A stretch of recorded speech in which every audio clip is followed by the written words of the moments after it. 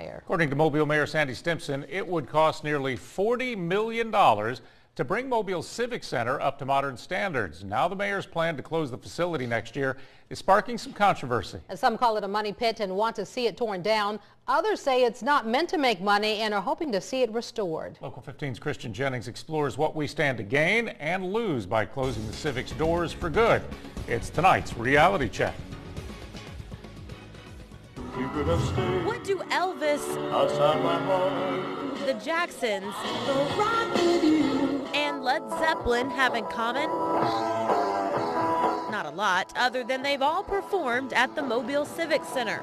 But gone are the days of big-name acts. According to city financial statements, in 2014, the Civic Center cost the city more than $1.5 million.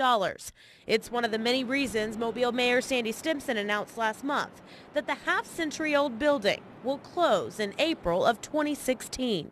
I'm not sure that it'll actually be torn down at that time, but we will start the process after Mardi Gras of reaching out to those doing a request for interest, and that starts kind of the conversation. From developers to local taxpayers, the mayor wants input on the property's future and ideas for how we can bring more people downtown. We need the component of having a place for more people to live downtown. We need to have something where there is more parking and maybe a parking deck. Okay, and then if you throw in what else will generate revenue for the city, that would be some shopping. Or is a sports venue the way to go? Does it make sense to have a baseball stadium there? Does it make sense to have a small football stadium there? Not everyone's on board with the wrecking ball idea. This is Mardi Gras as we know it in the Civic Center, and we love it, and we will back everything possible to keep it here. For decades, Mardi Gras organizations like the Order of Lachise have used the Civic Center to throw their extravagant balls. They're not convinced that tearing down the arena is what's best for the city, especially considering Mardi Gras brings in an estimated $250 million to the local economy each year. With talks of the Civic Center coming down, some carnival groups are now thinking of moving their annual parties and parades outside the city limits. If Mardi Gras leaves downtown Mobile, it's going to become a ghost town. It's going to be devastating for the hotels, the restaurants, the city in general. The Mobile Opera also calls the Civic Center home, utilizing its theater twice a year for big productions. Take my word, son.